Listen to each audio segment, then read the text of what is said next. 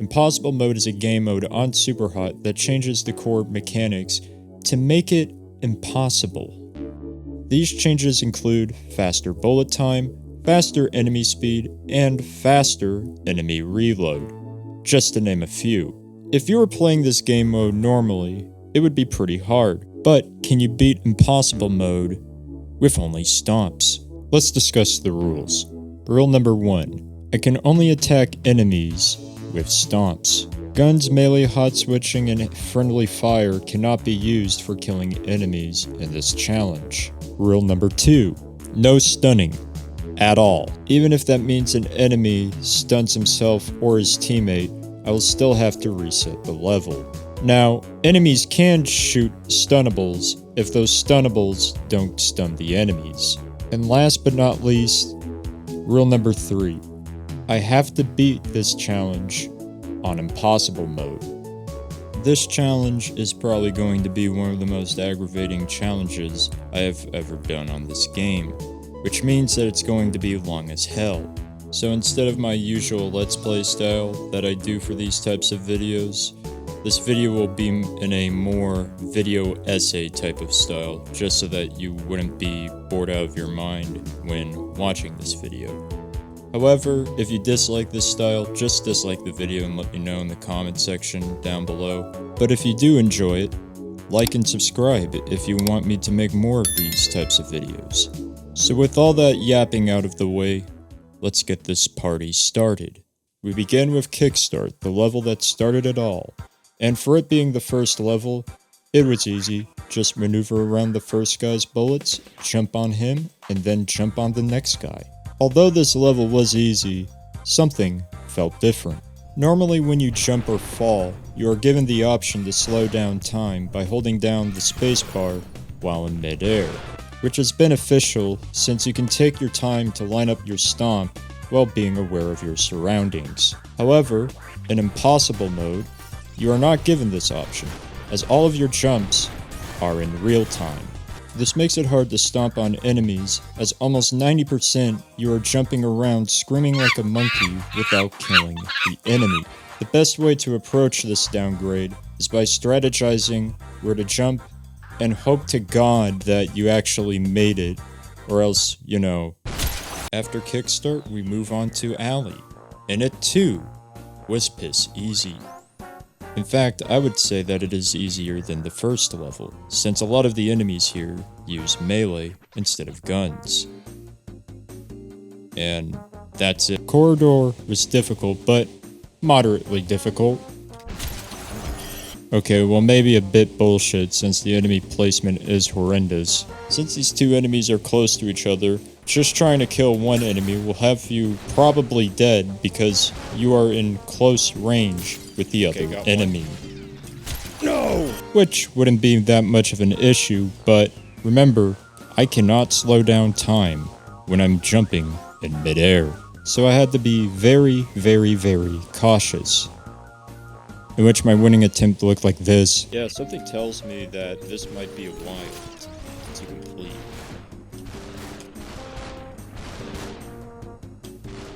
Okay, where are you shooting?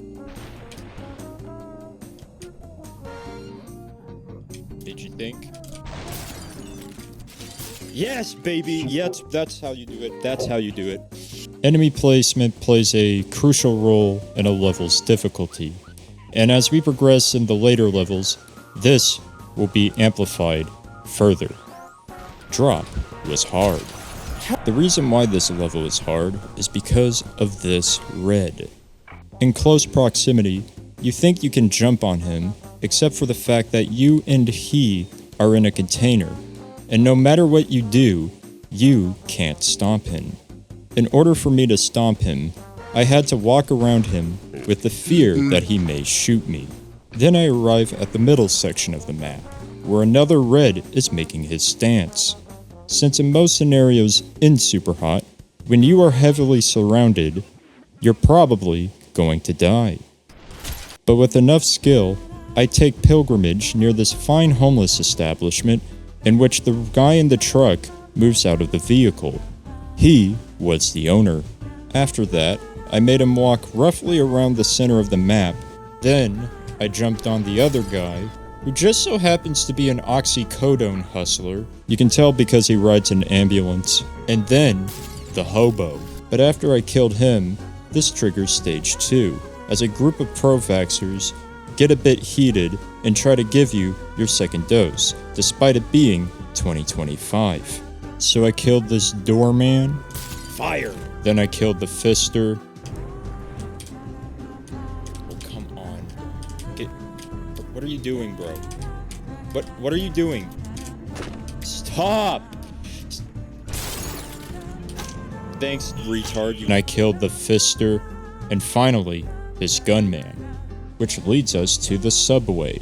The subway was mid. I have nothing to say about this level since a lot of the enemy placement here is reasonably spaced out, but in terms of excitement, there's really nothing to point out here. I mean, you start out with a guy pointing a gun at your head, but unlike the squatter from before, you have room to jump on him. So yeah, Subway was just a boring level.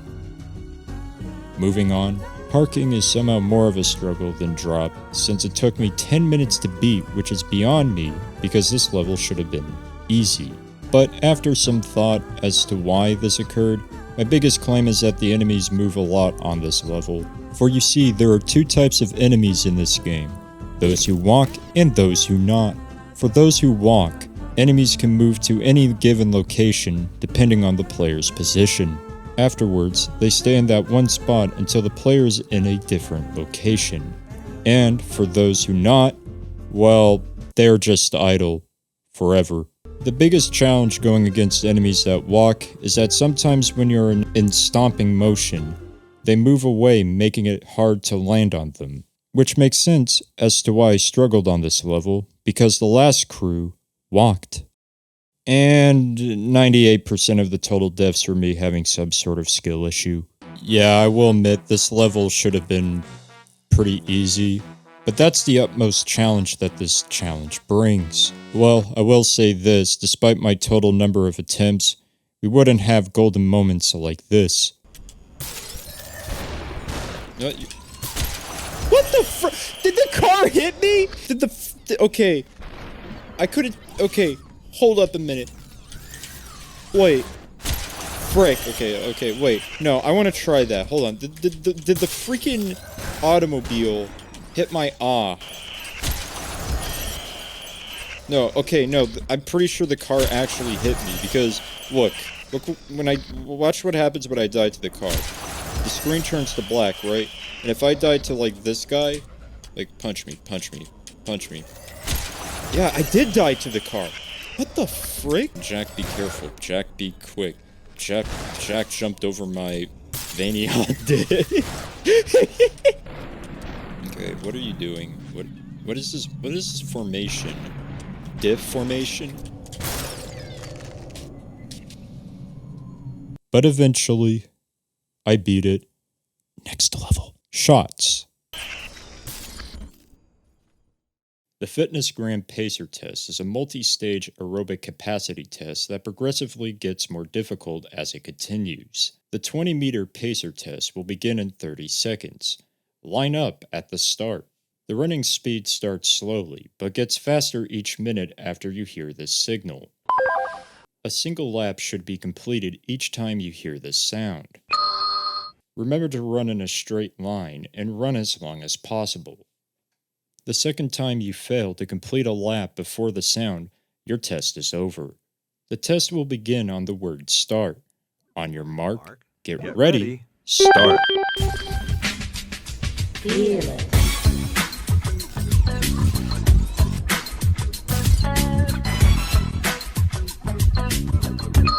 1.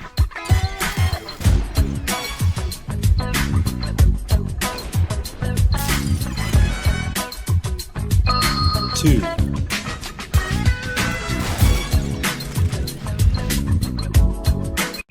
3.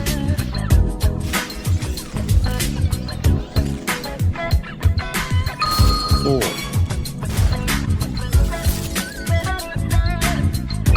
5.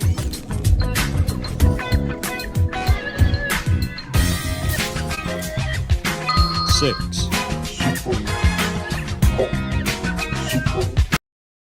Fight Club was mildly aggravating. From the start, you are enclosed in a ring with 2 Batmen and 1 melee guy, all of which are chasing after you.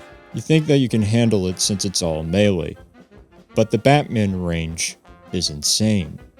What the frick? To properly beat this level, I had to get enough distance to properly strike, which is kind of hard given that I have little to no wiggle room, but with enough luck by juking out the red guys, I managed to perform this sick-ass double kill. Behavior.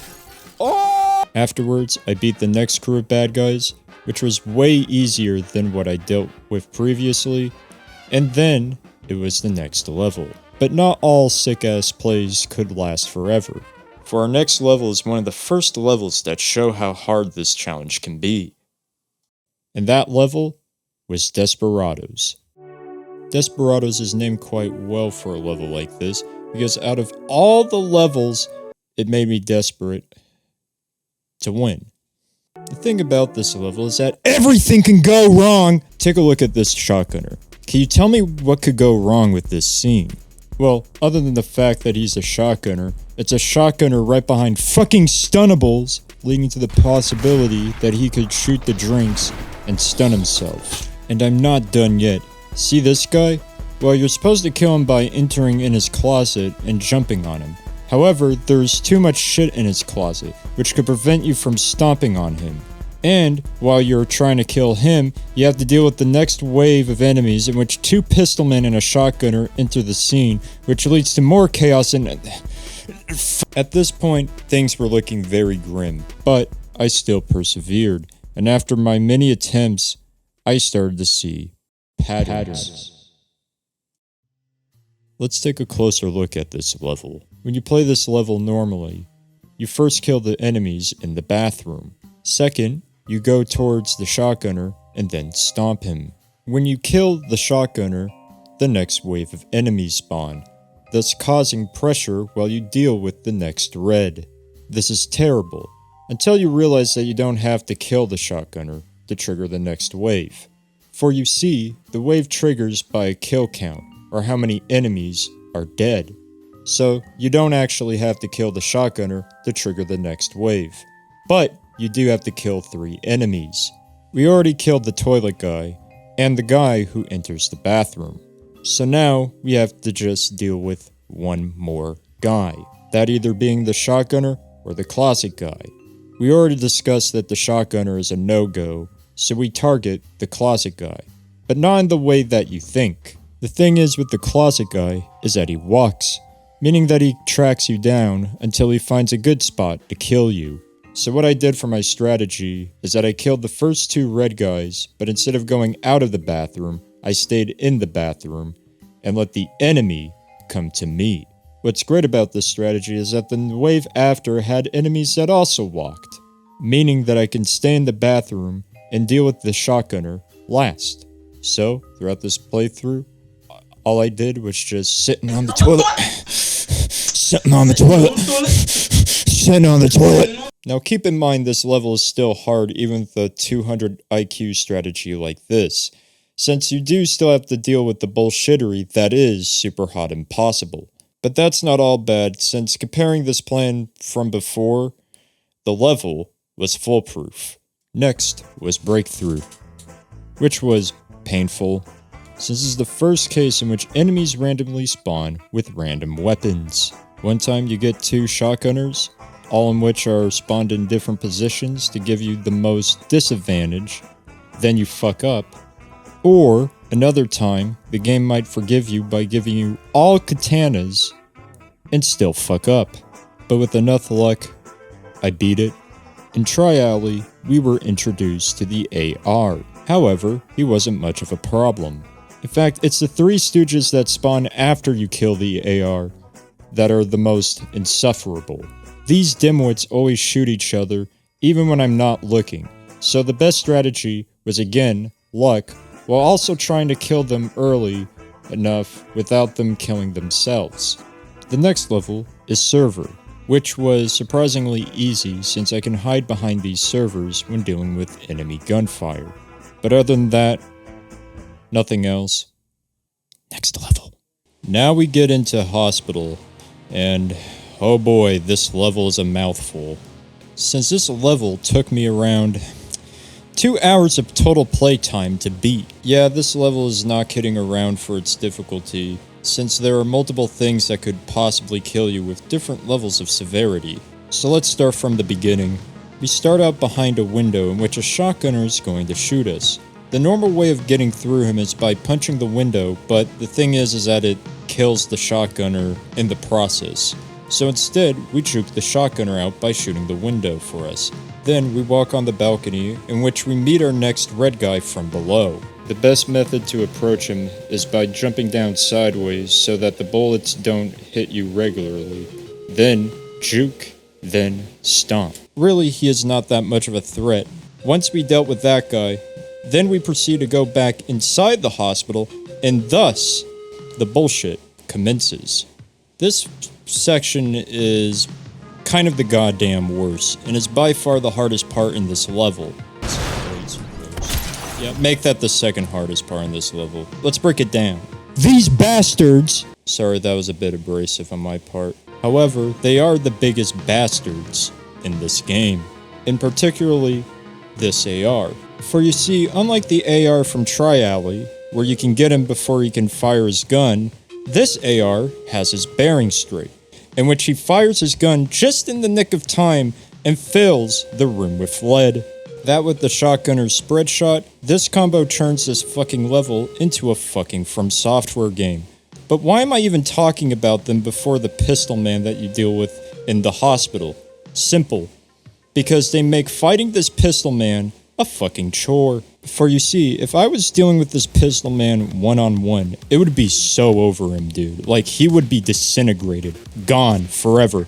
Bye-bye! But no. These bastards just have to intervene. All the fun, because as always, it's either the bullet hits thee, or the bullet hits me. And that's how this game goes. It hits me, or it hits some other enemy. And let me tell you, this pistol guy knows his position, since he's always dodging my every move. Or worse, he hugs by this table. I fucking hate this piece of shit furniture. I cannot fathom how much of a nuance this dumb four-legged cunt is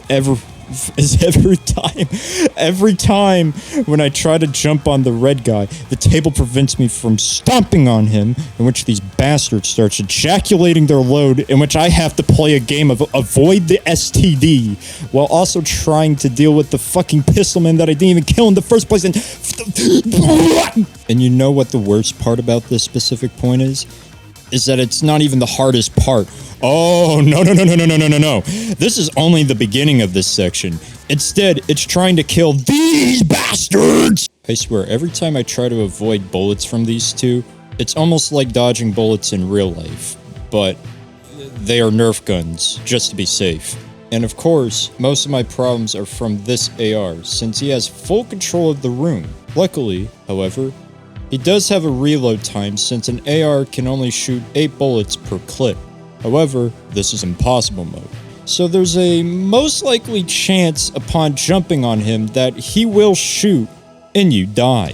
The best way to kill him is by getting close enough to where you have enough time to jump on him while also dodging his bullets in the process. So for example, watch this clip as I'm about to stomp him and... oh yeah, the shotgunner. So not only you have to deal with the AR, now you have to deal with the timing of the shotgunner, in which, good luck with that, because sometimes the timing on these two are by complete chance, and do you see why this is fucking bullshit? Well, despite my many failed attempts on this section, I did manage to land on the AR, and then move just in time, in which I dodged all of the shotgunner's gun thing, and I hid behind these computers. Thus, I walked over here, and then I juked out the shotgunner, and then I stomped on him. So, with all of that, you would think that the level would be over, right? Right? Wrong! The level thought it wasn't enough. And in fact, there is just one more part that is by far the most bullshitty of all the bullshitty parts, since the level wanted more.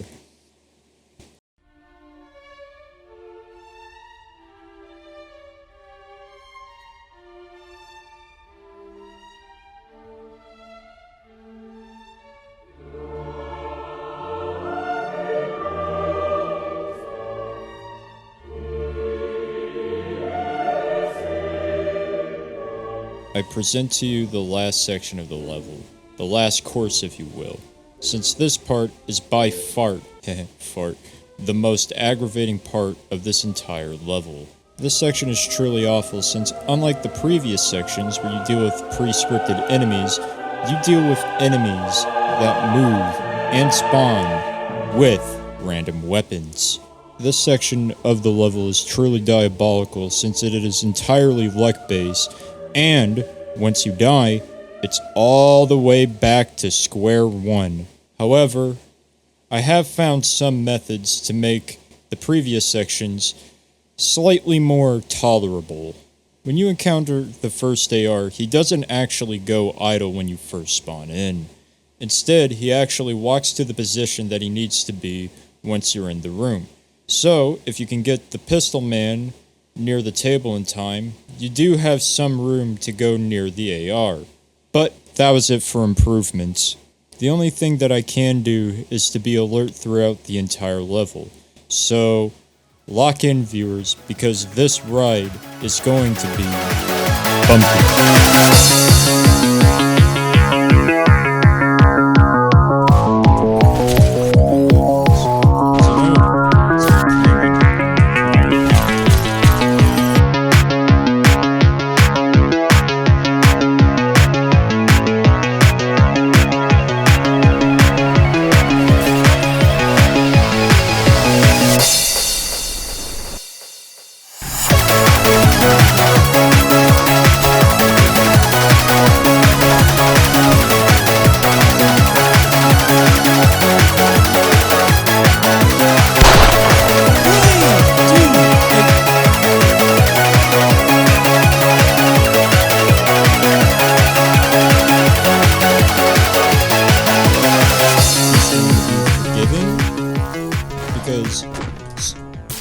Because since it's random, because enemies spawn with random weapons or whatever,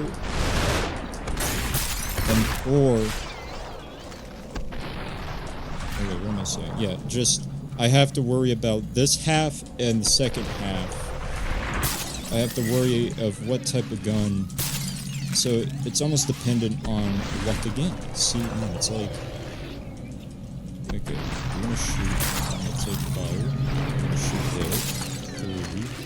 Okay, there's a... Okay, can you... Okay, 4. But we got the rifle. That guy is going... Where the hell is that guy going? Okay, are you going to shoot the... What the fuck is he? Okay. 3... Okay, shoot your fucking gun. Okay, we just have to deal with one more. Oh my god. Okay. We did it! We did it! Oh my goodness. Oh, yes! Yes! Yes! Oh, yeah! Oh! Oh my goodness. When I was done beating Hospital, I took a break from this challenge since what I just did was brutal. This level took me at least a whole day's worth of gameplay, and it's not the last one since there are more levels that are way harder than that of Hospital. But luckily, what I can say is that it seems that beating this game mode with only Stomps is possible. Besides, what's even the next level about? Oh yeah, Oh no.